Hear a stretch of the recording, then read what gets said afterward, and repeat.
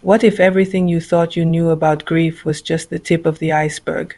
We all hear about the 5 stages, but today we're diving much deeper into the hidden phases that truly reshape you. Have you felt that quiet internal battle, that subtle shift in who you are after a loss, long after the initial shock has passed? You're not alone, and this video will illuminate those unseen landscapes. Let's start with the first moment, what I call the silent shockwave. The word denial just doesn't do it justice. It's less about refusing to believe and more about a profound sense of disorientation, like the world has tilted on its axis. Your mind goes quiet. It's a protective mechanism, a state of numbness that shields you from the full force of reality. But this shock isn't just in your head. It's a full body experience. It's the brain fog that makes simple thoughts feel impossible. It's the deep, bone-weary exhaustion that sleep can't fix, or those strange, unexplained aches and pains. Your body is grieving right alongside your heart, processing a trauma it can't yet comprehend. Then there's what's known as phantom limb grief.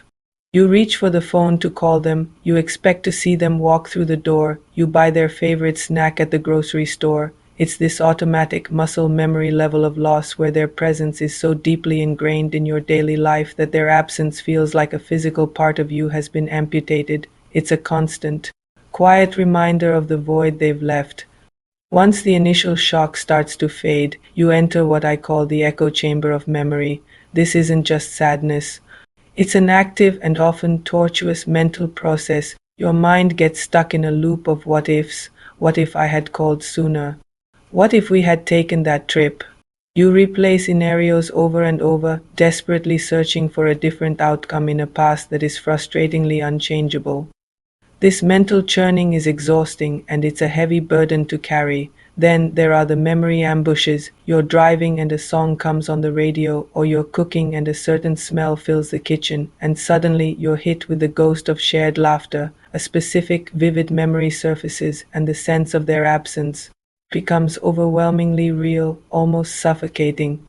These triggers are everywhere, turning the world into a minefield of potential pain.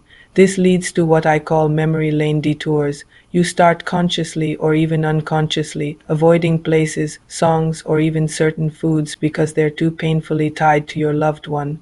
While this feels like self-preservation, it can also create a profound sense of isolation, shrinking your world as you cordon off parts of your own life and history. This process inevitably leads to a massive shift in your identity. The question, "Who am I now?" becomes a central, haunting theme.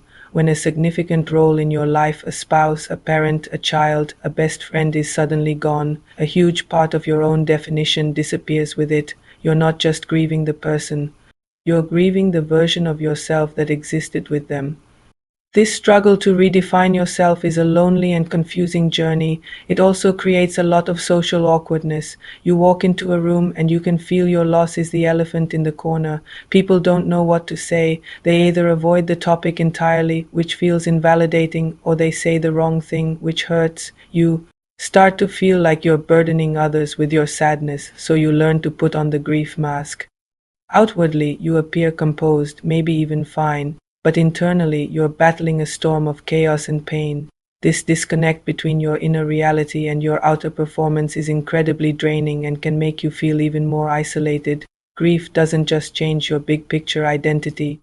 It completely rewires the small, everyday moments. The mundane tasks you never thought twice about suddenly become monumental challenges.